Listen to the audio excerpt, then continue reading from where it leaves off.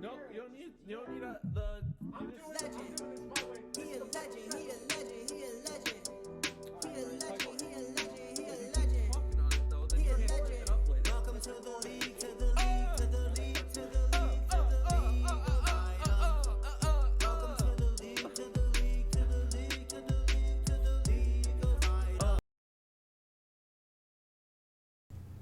What's up, everybody? It's Pikel with League of Items, and the question behind today's video is just how bad is C9? So yesterday, everyone knows by now, C9 released LS. There are some stories floating around about what may have happened, but nobody knows for sure yet. So the question needs to be asked, how good or bad is Cloud9 now? So they just had a match against TSM.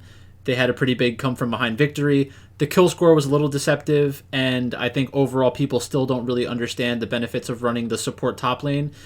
So the gold lead may not really be indicative of how far apart the two teams were. TSM definitely should have won that game, but you know, your opinion on how big of a comeback it was depends on that, I guess, in part. So yeah, this is the post-LS tier list. What I'm going to do in this video is talk about the long-term talent of a team, the recent performance of a team, and the betting odds that I kind of use to make sense of my tier list. At least that's what I'm planning on doing more often as time goes on. So my tier list is a little outdated. Not really. So let's just talk about it. So the first thing is that when you look at the teams that are sorted in my list, they are sorted based on long-term talent. So the disclaimer that I always say is, yes, all these players are better than me at League of Legends. My goal is to provide information that will help people make smart decisions in regards to betting specifically. This means that almost all of the language I use will be relative. So good professional players against bad professional players. Not that they're bad players in general or that they don't know anything in general, but when you're in a professional League of Legends setting, you're only being compared to professionals. So you're good or bad compared to other professionals. So let's just take a look at the tier list real quick then. So to start, remember, I'm just talking about long-term talent. So when I think of the long-term talent of these teams, I think that Cloud9 and I think that I think that Team Liquid and Evil Geniuses are the two best teams. The reason I think that is because of their long-term talent. So I believe in the individual talent of all of these players. The team's ability to turn that into one cohesive unit will ultimately decide who wins the LCS. So let's just start with Team Liquid. So Team Liquid has Bwipo, Santorin, Bjergsen, Hansama, and Core JJ. So that's their full lineup now. It's a very good lineup. They have good players in every position. I think that Bwipo is a top 2 or 3 top laner. Bjergsen and Santorin, I think, are going to be the limiting factors for this team moving forward. I don't think that they're bad players by any means, but they're probably league average. They're probably league average right now, and you might think that's a crazy thing to say, but when you really think about the different players in jungle and mid, you kind of have to come to that conclusion. And then we have Hansama and Core JJ, who are probably, at the top of their respective roles. Hansama is definitely, I think, a top 3 AD carry, and Core JJ is a top 2 support. So worst case scenario is you have 3 elite players and then 2 players that are good enough to be on a winning team. In their matchup against Evil Geniuses specifically, which we have seen played out in the best of 5 from lock-in and during the regular season, Team Liquid has definitely looked favored over Evil Geniuses. The reason that's been happening so far, in my opinion, isn't due to long-term talent or a huge talent discrepancy. It's because Team Liquid has better game plans and puts them into effect in a more easy to play out way, which is kind of concerning, I guess, if you're an Evil Geniuses fan. I do consider myself an Evil Geniuses fan at this point. I love Danny. I think he's a great player. So when we look at Team Liquid against Team Liquid against Evil Geniuses specifically, we have Bwipo against Impact. I think it's slightly Bwipo favored. Santorin against Inspired. I think it's pretty heavily Inspired favored in terms of individual talent. That doesn't always shine through in every single game, every single draft. But over the long term, I think that there is a a noteworthy difference between those two players. Jojo Pyun and Bjergsen. I think that right now the consistency of Bjergsen makes him look much better than Jojo Pyun. I don't think that that's going to hold long term. I like the upside of Jojo. Evil Geniuses today, for example, first picked Corky instead of just taking Jinx. I think it's probably a better draft overall. If you pick the Jinx, then the other team will take either the Corky or just pick something else, and then you can still get your Corky on 2-3, or you get a different power pick on 2-3. That was just frustrating to watch. And then Danny and Vulcan are a great bot lane. I think they're both top 2 or 3 players at their position. Some people don't have as high of an opinion of Danny as I do, but that's fine. So in this tier list, you're going to see that Team Liquid and Evil Geniuses are both in the S tier. I do think that these are the 2 best teams from North America in terms of talent, right? If you were saying to me, well, Pikel, Evil Geniuses looks bad right now, and there are people who are saying that, which, I don't agree. It's just small sample size. If you think that Evil Geniuses are bad, you should ask yourself, what do you think the odds are that Team Liquid beats Evil Geniuses in a best of 1 or a best of 3? So if we take a look at the betting odds from their match yesterday, you see that it's -189 to -142, right? So there's an implied win rate that comes out to about, like, this isn't an exact number, but if we have -189 plus 142, that's close enough to S versus A tier, where you have -150 to plus 150. That's Team Liquid wins 60% of the time, and Evil Geniuses wins 40% of the time. I think that based on recent performance, most people would say that that's closer to what the true odds are, and I think that recent performance, especially for sports betting and public perception and making lines, you can justify moving the teams up or down 1 tier for the betting line. That's why when I look at a game like that, I don't see it as a -150 plus 150 matchup. I look at it closer to a -115 plus 115 matchup. So when I get that inflated number on Evil Geniuses, I want to bet on Evil Geniuses to win that match, because I think that I have, between at least a 7% edge over the sportsbook, and that's really what you want to find. So let's move on to the next teams. And this hasn't really changed much for me. We have seen a lot of good performances out of some teams so far this split, but we can talk about that more later on.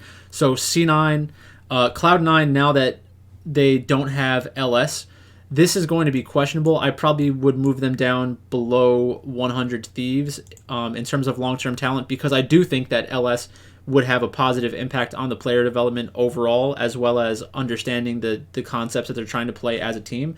It's not that I don't think Max Waldo or the rest of the coaches are capable of doing something like that. It's just that LS is a different level, I think, in terms of understanding the game. So for 100 Thieves, we have Someday Closer, Abadage, FBI, and Huhi. I think that they match up pretty well with a team like Team Liquid or a team like EG. They're pretty consistent. They have diverse champion pools. I don't like their upside as much, but if we're looking at a best of 1 or a best of 3, sometimes that consistency is going to give you a good opportunity to bet. So let's see if we have a line. Team Liquid against Evil Genius, Team Liquid against FlyQuest, Team Liquid. Team Liquid. So the last time that Team Liquid played 100 Thieves, they were -185 to plus 140. I picked the 100 Thieves side of that matchup, and it was an obvious good spot for them, because, like I said, you're getting the odds as if it's an S team versus an A team, but 100 Thieves is a good enough team to play above that like record discrepancy and everything like that. This is actually a pretty close line, I guess. When this was happening, I thought it was closer to, like, I had my tier list as Evil Geniuses in the S tier, and then a bunch of other teams in the A tier. So it was a lot easier for me to pick the 100 Thieves side of this matchup. That line's actually relatively close to what it should be. So let's keep moving. Actually, I guess I was talking about Cloud9. So let's talk about Cloud9 again. So with Cloud9, I think I got distracted between 100 Thieves and Cloud9. With Cloud9, I guess I could talk about the most recent performance. Their game against TSM was very interesting because TSM had a gold lead, but they didn't have a top laner like farming, and I know that's becoming more and more of a popular strategy, but when you take a look at the game itself, if you take a look at the items are really the differentiating factor between two teams, unless there are extreme level differences as well. I think that TSM did have extreme level differences. I don't think they had extreme item differences, and like when you just have levels over somebody, positioning matters a little bit more. If you have much more items than the other team, positioning is still important but less important. But those are the two teams that I think belong in the A tier. Like if the season ended, or if we were entering the playoffs today, that would kind of be my rankings for these teams. That would give me a lot of opportunities to bet on Evil Geniuses, for example. If 100 Thieves played against Cloud9, I don't know if we have that line in here. 100 Thieves, and no, we don't have that yet. I would expect it to be right around, minus 120, plus 120, probably 100 Thieves favored because LS is gone. And that might be a good spot to pick Cloud9 because you're getting a little bit of an extra edge, or a little bit of value, but probably not enough to justify picking them just for value's sake. Then we have Dignitas, and Dig they were a little overrated coming into this week, and that's why I was kind of picking against them, especially in the FlyQuest match. So we have Fake God, River, Blue, Neo, Biofrost.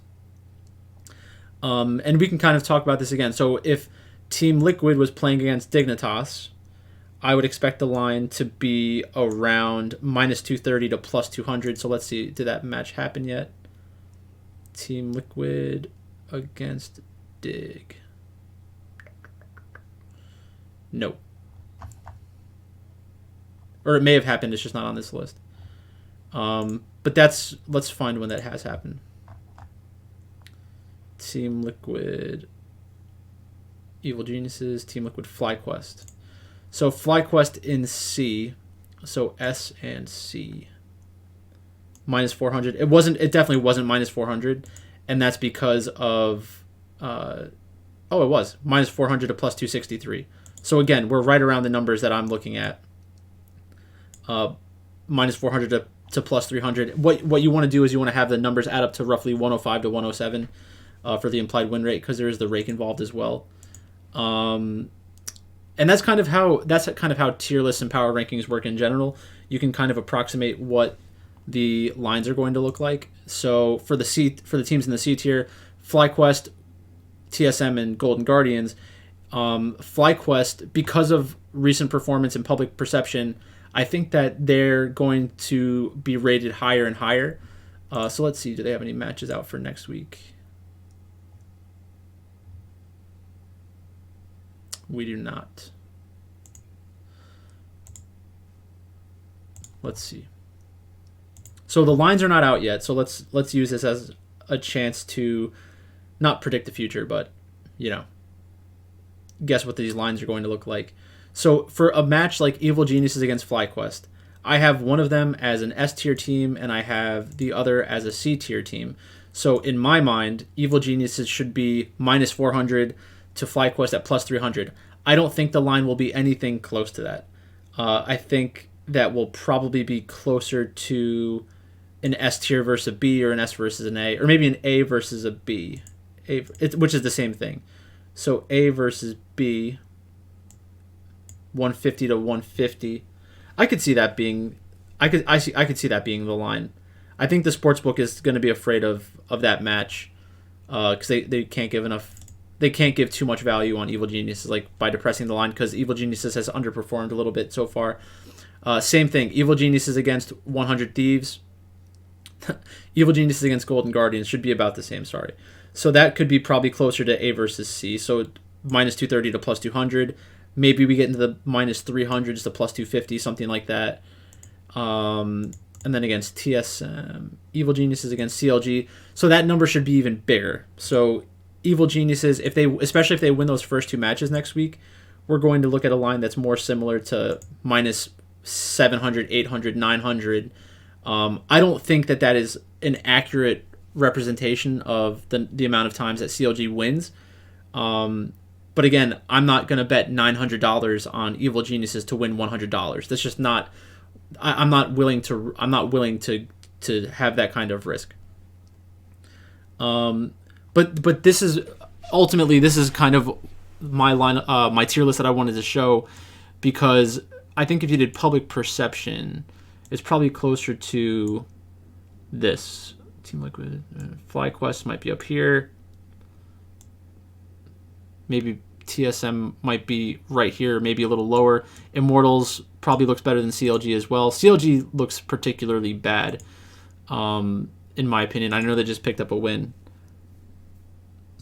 But I basically just wanted to use this video as an opportunity to think about the different teams, how they match up with one another, especially now that LS is gone. So I do think that Cloud9 is still a top 4 team in the LCS. The one problem is that they are not going to be given the benefit of the doubt when a lot of these drafts potentially go sideways. Like I thought today, when they locked in Senna Karthus, I knew that they were thinking about potentially flexing the Karthus into bot lane. I don't think that they played it out the right way. I think that TSM didn't really play it out the right way either. The fact that TSM first picked Karma kind of gave additional insight into how Cloud9 views that matchup, because they wanted the Senna Karthus to go into the Jinx thinking that they would carve out some kind of advantage. But when you play around the Jinx, you're still going to be able to get that lead. I wonder how people are going to view that game from TSM, because the past couple of matches we've seen them be willing to play around tactical and play the support top lane. I hope they don't get too invested in doing that, because Huni really doesn't look like he's very good at it. I think he'd be better on something like Shen. Like maybe you do Shen top where he's just roaming a lot. That's a potential wrinkle. But that's basically it for this video. I just wanted to kind of go through some of my thoughts on the tier list in the LCS. We've had a lot of upsets. We've had a lot of interesting matches so far this year, and some explosive news. So that's all I've got for you today. Thanks for watching, and I'll talk to you later.